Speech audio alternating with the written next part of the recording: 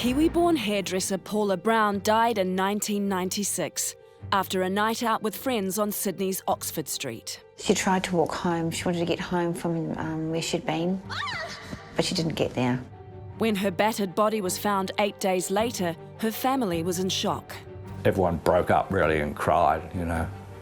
We knew that she was dead. It was just really hard. Was Paula the target of a sexual predator?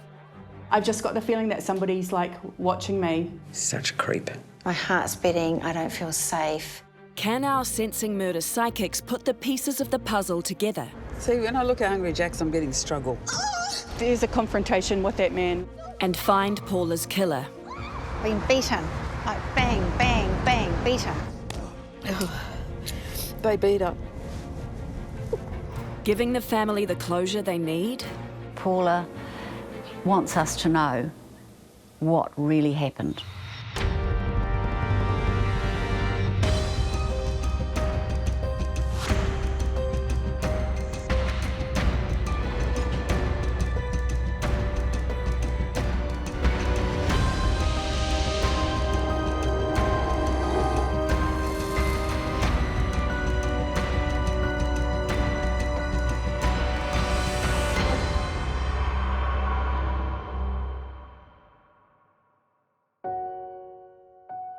No one has ever been charged with the murder of 30-year-old New Zealander Paula Brown, and the case remains one of Australasia's most intriguing unsolved murders.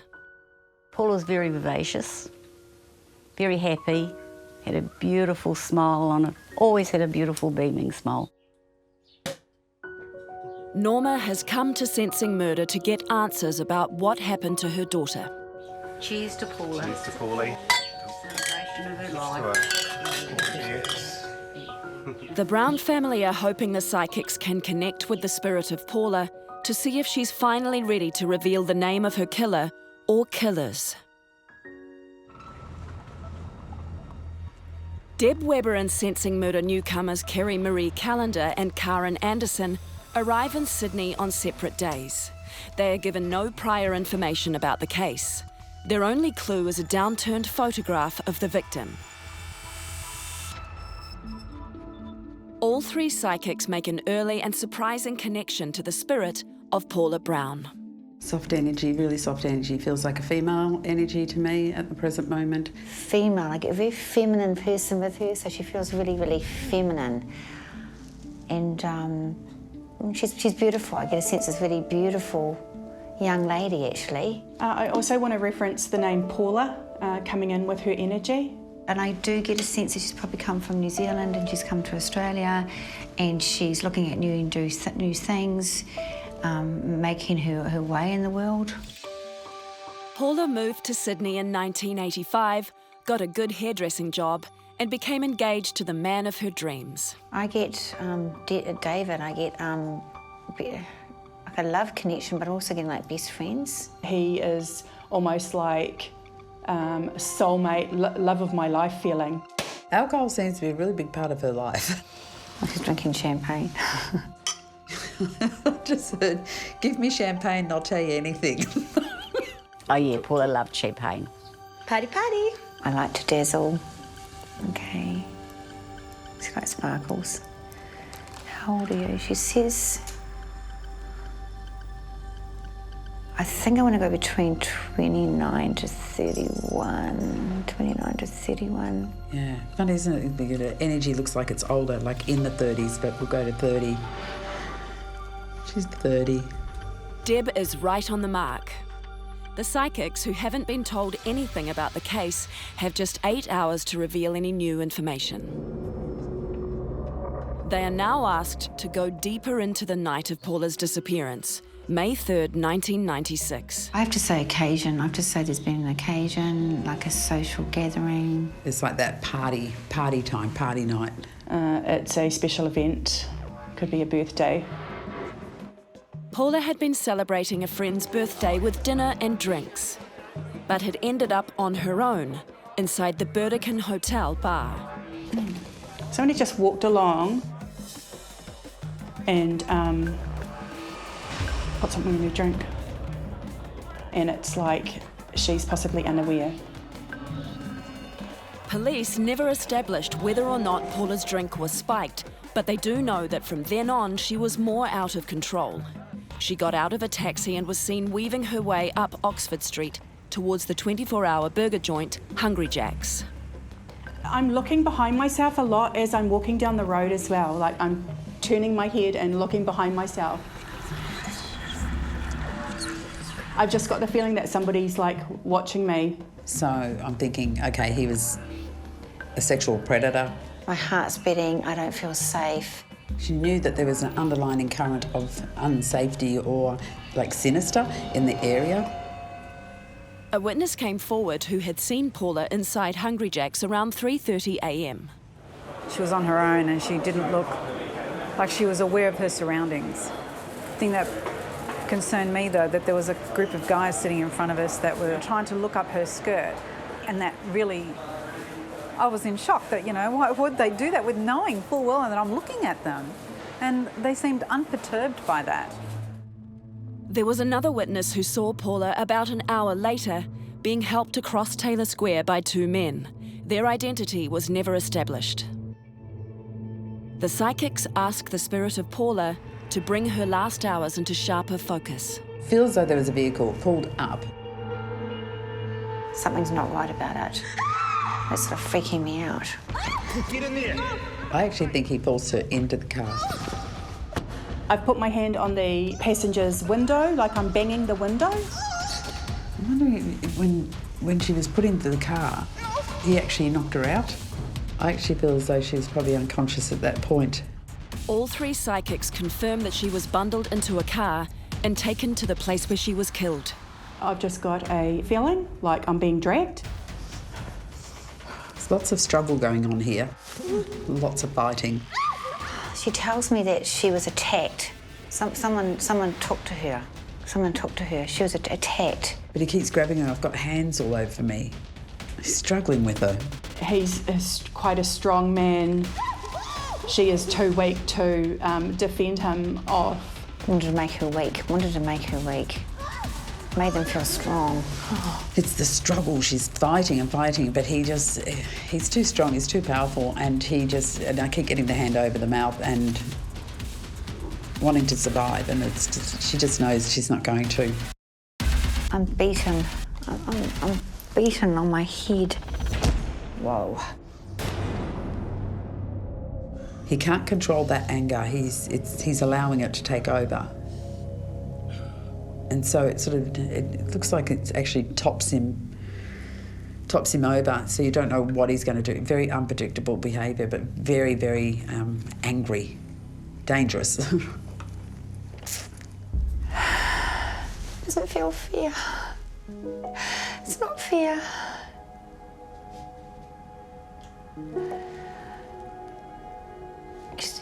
She tells me she likes singing. And she always made the effort.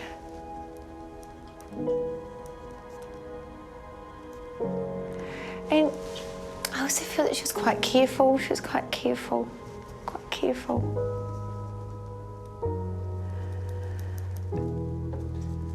It's like me, she liked to go shopping.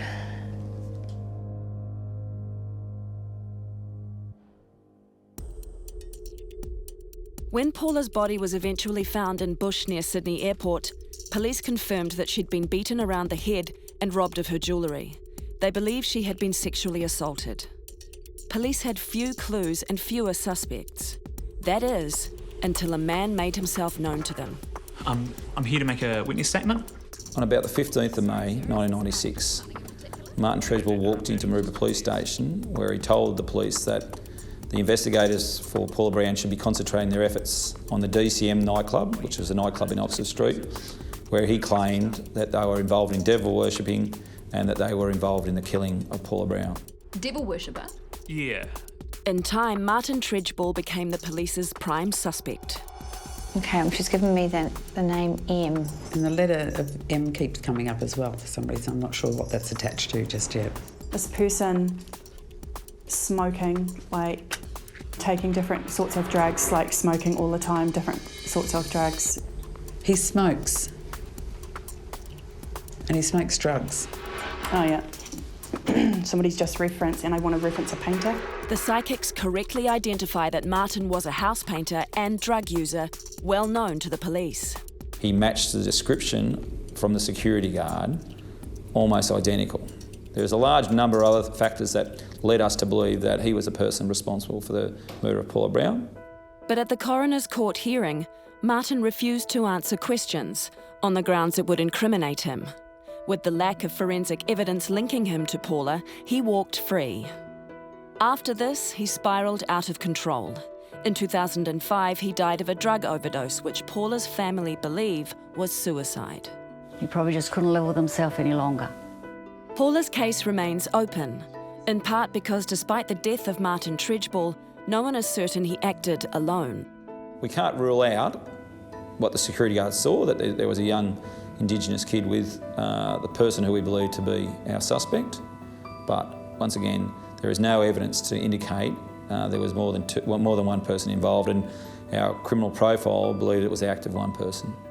But Paula's family thinks it is more likely that two men were involved. She was last seen walking across Taylor Square with two guys. She might have been thinking if there was two men, it might have been better than going with just a single person. Paula wants us to know what really happened.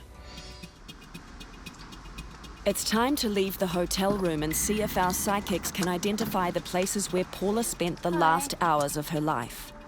They are not told any details of the locations and are only given a map of Sydney. Okay. Where will Paula's spirit direct them?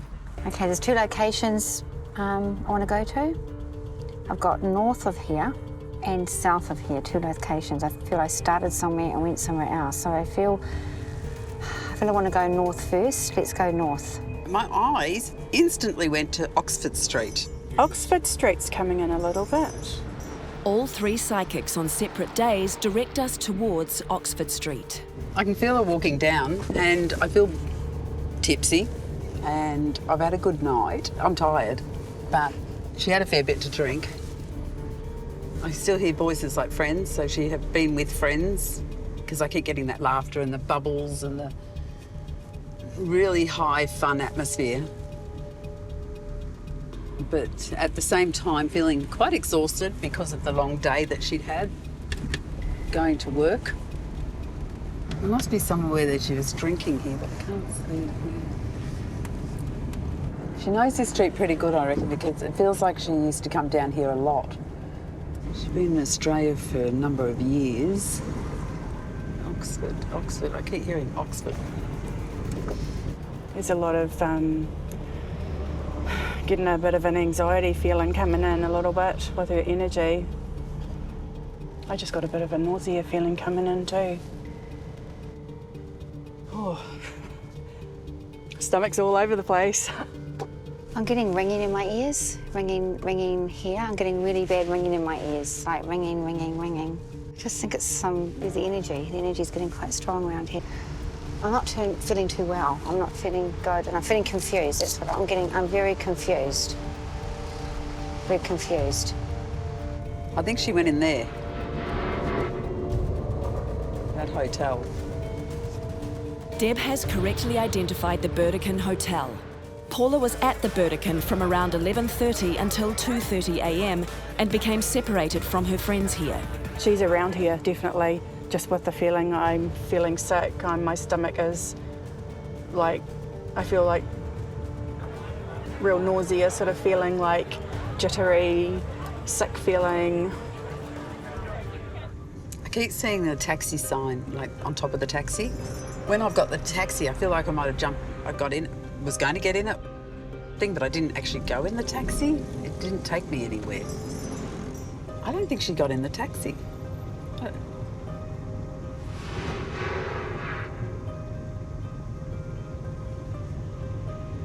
It's really funny because I feel like I want to drink more. She doesn't seem to get in the taxi on me. She seems to be walking away. Deb is right. Paula did get into a taxi on Oxford Street, but apparently got out soon after. The taxi driver was never located. Hungry Jack's. What's that got to do with it? That Hungry Jack's is standing out, that place there. between Hungry Jack's and there. That's where I want to go. None of the psychics have been told that Paula was in Hungry Jack's, but all three are drawn to it. She's either in Hungry Jack's or she's near Hungry Jack's. But there's definitely wanting to eat. She wanted to get something to eat. She was hungry. Paula was hungry. She'd been drinking too much. I want to go to Hungry Jack's. I feel there's a problem outside here, not so much inside. It feels like it's more outside Hungry Jack's. There's some sort of altercation, or there's something around this area that something's happened around here. On a different day, Karen also asks to stop outside Hungry Jack's. Paula's energy is like coming in. I just want to walk down here. It feels like it's just along here where it's actually quite strong. And I'm sort of like going around this corner a little bit as well. I just need to walk, I'm just going to walk down here and have a look.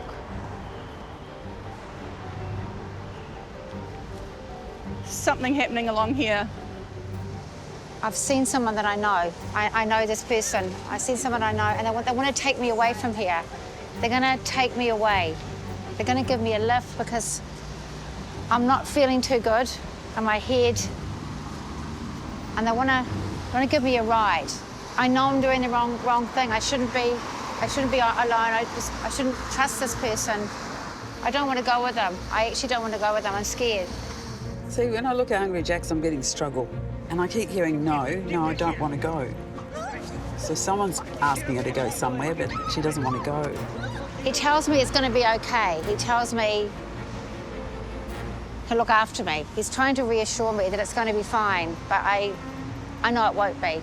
There's a confrontation with that man, like her whole energy is off. I'm like, it's too much. For me to walk down there, I'm straining to walk in that area. I've got a headache again. I've got a sore head. Someone hit her. I feel there's something around my head here. I feel there's something around my head, but I've been hit or something around my head. Her head's sore, so they covered her mouth. There was a car. It must have been parked around the corner over here. Here. This park, this tree, that whole area there standing out. He has grabbed her, and with the situation of her not being able to be in total control. I sort of feel I'm forced against my will. So I don't stay here. She's not staying here. This feels like an exit point to me. It is way too strong for just something normal to happen. Sensing murder psychics Deb Webber, Kerry Marie Callender and Karen Anderson are in Sydney investigating the brutal murder of New Zealander Paula Brown. They believe she was abducted outside Hungry Jack's and driven south in the early hours of May the 4th, 1996. Her energy was so bad at that point, emotionally horrendous, like really, really bad.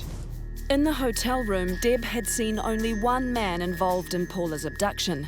Now she's reliving Paula's final hours. She gets a slightly different message. There might be two men, because there's a car, but I kept seeing one on a footpath, and I thought it was the fella in the car, but I kept looking in the car to one guy, and I thought he got out, but it seems to be someone else beside me. And with the car, though, there's a struggle, like to bring her into an unconscious state. So someone can't drive a car and knock someone else out. Paula's family also believe that two men are responsible for her abduction. Deb feels a pull southwards. After seeing the two fellas with her, it feels like I need to go out to Botany, Port Botany. On a different day, psychic Kerry Marie is also drawn to this location. So I want to go near the water. I want you to take me to the water, somewhere by the water. Karen is unable to point the film crew in the right direction, so she is driven to Port Botany. Out of the blue, Deb gets something that had eluded her earlier. Oh, zebras. She have leopard print on?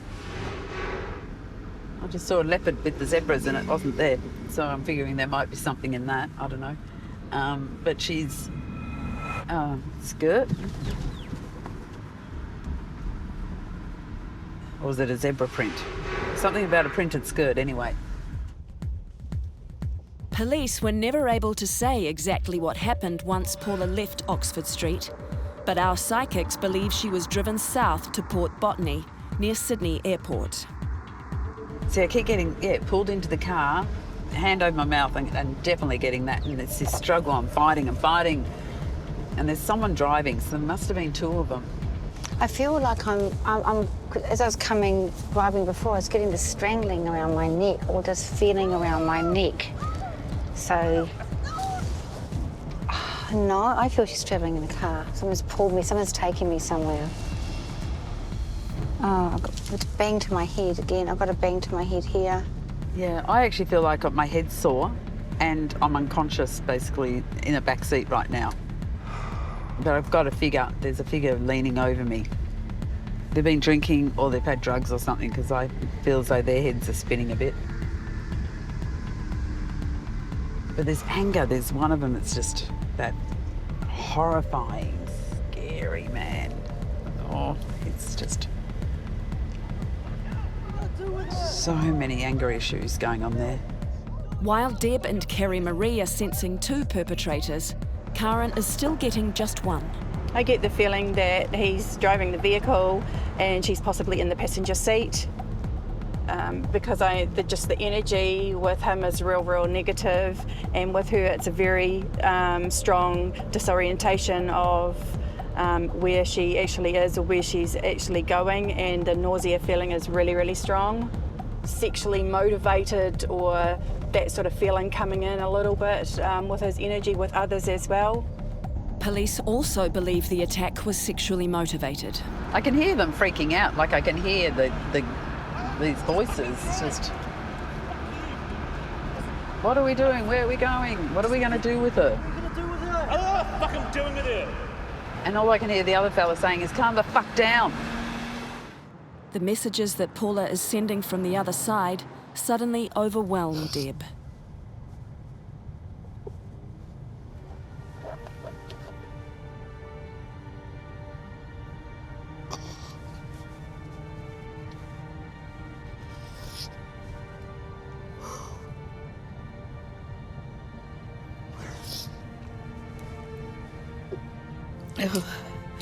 They beat her.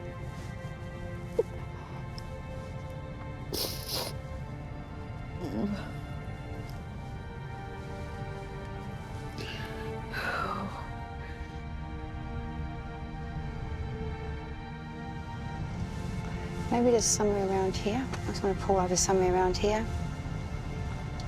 I feel like I've been taken here, but I sort of feel now it's about early hours of the morning. I feel like it's about 3 or 4 o'clock in the morning. It's 3 o'clock in the morning. But I feel that I was hurt earlier, but I think something happened here. I swear it all happened here. Kerry Marie is close to where Paula's body was found. Can she pinpoint the exact location? I feel her body was found here. I felt that her body was dumped here, or she was put here. Kerry Marie and Deb have found the location themselves, while Karen has been brought here by the film crew. They now concentrate on the murder. One fella did the beating, so one fella did the beating. One fella did the beating, one fella. So where'd the other fella go? Where'd the other... What are you doing? Oh, I keep hearing. What are we going to do? What are we doing? What are we doing? What are we doing? And the other one's saying, shut the fuck up. Ah. What are you doing? I know what I'm doing. If someone's taken me up here, I feel that I've been pulled up here, so I can't defend myself, so I've been pulled up here. I do get the feeling of just their orientation, so she could have possibly still been alive. I still feel like I'm alive at this point. I don't feel like I've passed. There's screaming at him. He's been beaten with something. Like bang, bang, bang, beaten. Banging into my head. Paula's injuries were consistent with blows from a retractable baton. Martin Tredgeball owned a baton like this. Sensing murder psychics Deb Webber, Kerry Marie Callender and Karen Anderson are south of Sydney, retracing the steps in Paula Brown's murder. It's like the breath just dies out and then she's gone. She dies, but she dies where she was dumped, where her body was placed. I think I was lost for a while. I went missing for a while. I don't feel I was found straight away. I'm getting a sense I wasn't found straight away. She only feels like she was here sort of probably the next morning or the morning after. Like, it doesn't feel like it was a long time. It actually feels days, like I said, not weeks. Kerry Marie and Deb are right. Paula was not found straight away. We ask the psychics to focus on why Paula was brought to Port Botany. Did the killer have a link to this place? They brought me here because it's noisy and it's sheltered and it's nowhere too obvious. Nobody knows where this is. Like, it would take them maybe a while, like, in his mind. It's so no one could find me. It was nowhere obvious. So he either lives down here or works. The main suspect, Martin Tredgeball, lived just 2 kilometres up the road and knew this area well. Someone's taken my shoes. My bag's gone, had a handbag that's not with me either. I feel there's some jewellery that she's had as well. I feel there's been jewellery. I'm getting a bracelet or something like that, and I feel that's also gone. There's a bracelet or some jewellery's gone as well. That was on her and it's been taken off her. I think she had earrings on that night as well. I think they've gone. I think all the jewellery's been taken off her. All of Paula's jewellery was taken, and to this day has never been found. I can't see why he would do this unless just a robber. But I'm thinking because he wasn't sane, he must have been on drugs, and he just... Because I keep going back to the ring. Why would you take the ring? And I'm thinking, well, maybe jealousy or something there, but it's actually just it was really a pointless killing. And I have a feeling like it just feels to me that someone knows who it is. If the police know who it is or someone knows who it is that's done it, they just can't get the proof, and that's what beats me up. I just can't see why there's no evidence. I sort of feel that the police know who's responsible for this. I think the police had a feeling, and I think that he's been pulled up once before. I do feel that he has approached women in the past. And I feel like there's someone that knows something more than what they're saying, and they need to come forward and just say it. I still get the name Tony connected. Is Tony the second man who's never been identified? The sense I'm getting is that there was 2 people that were responsible for this, and I feel one's still here, and I feel one's in spirit. I see one has passed. Kerry Marie is bang on. Martin Tredgeball died of a suspected overdose in 2005. After 8 hours of connecting with Paula, the psychic's time is nearing an end. Ask about Mum and I got won't stop searching.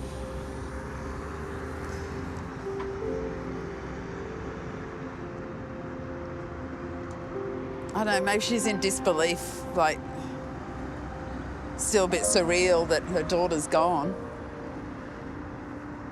But Paula loves her mother. Like, she really does love her mother. Oh, she's trying to rest, but she can't rest. She wants to go back to being the party girl. What people remember her as, that beautiful, smart girl. She wants to reconnect with her family spiritually, to feel better, to bring her peace, to bring the family peace. Suddenly, Deb gets a final confirmation of her strong connection with Paula. Oh, brown grass, brown grass. I saw brown grass on her. She kept saying to me brown, like there was dry grass or dry. That might be the bee. The brown. Something to do with the brown. Vibrant, happy, bright, beautiful. Something to do with her. The brown's got something to do with her. She's bright, she's beautiful, and she's brown. She's Paula Brown.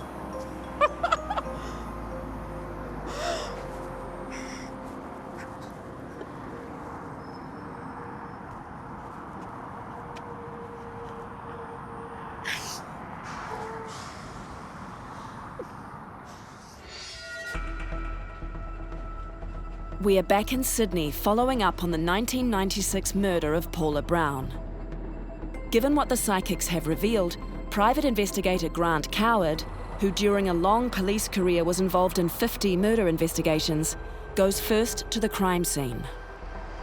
And it's obvious that the scene has changed dramatically in the last 20 years, but in essence has the same feel about it, the same scrub, and so yeah, it's a perfect place to dump a deceased person. Grant now has a better idea of where Paula Brown died. His next move is to find anyone connected to the prime suspect, Martin Tragically. Tragically could have spoken to his wife about what had happened here. He may not have, of course, but then again he could have. And so that's where we're heading, to see if we can track down Tragically's widow. The house where Martin Tragically lived has long since been demolished, so Grant goes door knocking to see if anyone remembers what became of the Tragically family after Martin's alleged suicide. Whether I can find Tragically's widow or not, I'm not sure, but I'm going to give it a good crack.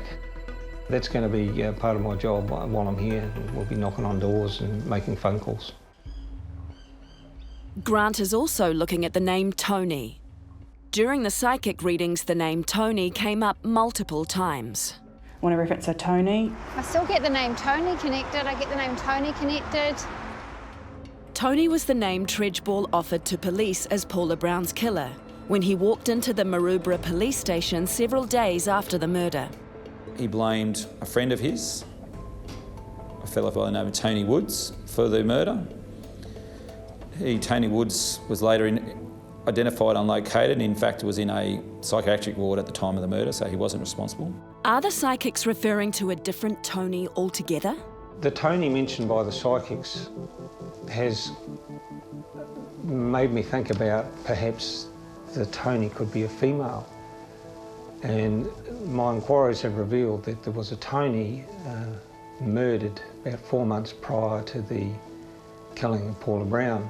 This was a Kiwi-born woman. The injuries sustained by her were very similar to the injuries sustained by Paula Brown. It was only 4 months apart. It was in the same area of Sydney. And so there was a whole lot of similarities around that case. Both murders happened within months of each other. In each case, the killer had targeted an inebriated young woman. It was suspected that both victims had been sexually assaulted. Both had died from similar blunt force head wounds, and both were dumped in beachside scrub not far from each other and close to where Tragically lived. Both murders remain unsolved. So what I discovered was an article by this victim's mother who suggested that Martin Tragically would be the prime suspect for not only the killing of Paula Brown, but also the killing of Tony Easton. Unfortunately, Olga Easton has since died, but Grant does manage to find the victim's older brother, Grant Easton, who agrees to talk about his sister. She was murdered by someone out here. We suspect. We know who it is, but we've got no hard evidence, no proof. I've got a Sunday News article, and so that's what you know, pretty much. We've got that, mate. I've got some other articles that we've managed to find up. Basically, all we know at this stage is she left a party on the beach, and she's gone unescorted up the pathway, and from there she's been attacked, murdered, and that's where they found the body 5 days later. The last known spot that they saw her was on the beach, leaving the beach, very inebriated. They'd done a search, and by 9:25, I think it states, her body was found laying in the sand under the tea trees, 10 metres off the path. The body was naked from the waist down. Had obviously been sexually assaulted. The head was caved in with the leg off a chair, and that's as far as we got. The similarities to the Paula Brown case are uncanny. Tony apparently had like 2.5 bottles of wine to herself. She was going to go to another party, which is at her next door neighbour's house, and another male from the party offered to walk her home, and she refused that. He actually became a person of interest in the case. He was totally ruled out, but had she gone with him, things may have changed, but she ended up walking up this path herself, and the rest is history. Your mother suggested that Paula Brown and Tony's deaths could be linked? Well, we think they may be. Martin Treble, he was a known local drug dealer, drug user. Tony herself dabbled in drugs. They definitely would have crossed paths, been in the same area, they lived in the same zone. I think that there's a good possibility that it can be him. The New South Wales Police have never considered Martin Treble a suspect in the killing of Tony Easton. Until new evidence comes to light, both Tony's and Paula's killer will escape justice. We may never know whether Martin Treble killed Paula Brown, or for that matter, Tony Easton, but I'm sure we've given some solace to the families in terms of what we've achieved thus far. The Brown family, mother Norma, and Paula's siblings Daryl and Cherie, come to find out what the psychics have revealed about Paula's murder. For the first time, they will see the completed sensing murder program. New Zealander Paula Brown disappeared from central Sydney in 1996 after a night out on the town. She was always really quite physical, like she was always really, really fit. And she had, you know, legs like a rugby player. Should I that? She was very low. Lots of chatter. She must have been quite a friendly, open sort of girl. Laughing a lot, very social, liked to have fun, liked to have time with her friends. A very sort of happy, bubbly person as far as that was concerned when she approached people she wanted to engage with. Just the bubbliness, just exactly how she was, or would have been, or is. Yeah, so yeah, they were spot on. They were incredible. Those are the things that I know that Paula would think and feel, actually. Like, I actually felt quite connected. I think they're very intuitive. I think they're very spiritual people. And I do believe that Paula was with all of them. Somebody just walked along and put something in her drink. I'm feeling really high. I'm feeling high, so it's been like I've been drinking. So I suppose there's some sort of drugs as well. The potential that someone, you know, spiked a drink and all that kind of stuff, it doesn't make it, I suppose it makes it feel like, see, look, it wasn't her fault. You know what I mean? Paula had told me right from the beginning that she had been drugged. I didn't know whether it was a drink, whether it was the devil worshippers that had injected her, but I now believe it was the drink. She tells me that she was attacked. He's quite a strong man. She is too weak to defend him off. It's the struggle. She's fighting and fighting, but he's too strong, he's too powerful. I'm beaten. I'm beaten on my head. Whoa. Just knowing she would have been fighting, just feeling, you know, well, like they put themselves within her almost, just being there, that I think was the toughest part, yeah. There's just a raft of emotions and thoughts and feelings and sort of just an emotional roller coaster, really. You know, and of death, like, I don't know if I can explain that, like just extreme death.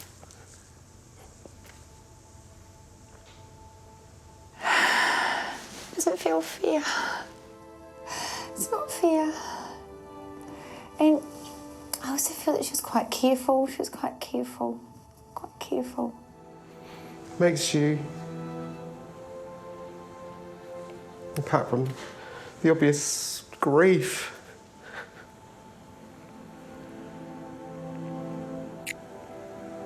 it just makes you aware of how much you do keep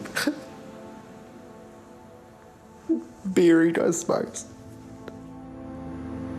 Ask about Mum and I got won't stop searching. I don't know, maybe she's in disbelief, like still a bit surreal that her daughter's gone. I do believe that Paula was there with Deb, and Paula was telling Deb exactly how it was, how she felt. And Paula knew also that I would never give up, and that came through. I wouldn't have given up, ever. The sense I'm getting is that there was two people that were responsible for this, and I feel one's still here, and I feel one's in spirit. I see one is past.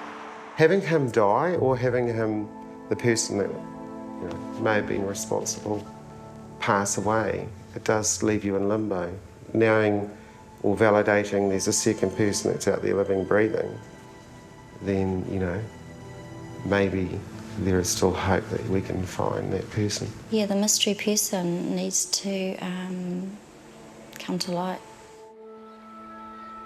Paula Brown died in Sydney, but the place she loved most was Rakino Island in the Hauraki Gulf. It's where her family have created a memorial seat, and where they come to remember her. The things that the psychics came up with made me realise that what Paula has told us right from the beginning is actually what happened. So I can sort of put a lot of that behind me now, because the psychics have given me what I really needed to know. I mean, I always knew Paula was there. I knew her spirit says she's very strong. And she made sure to come through to the three of them, just thanks to the beautiful clairvoyance and sensing murder for giving us some peace. I know Paula wants it put to rest, and now hopefully we can move on.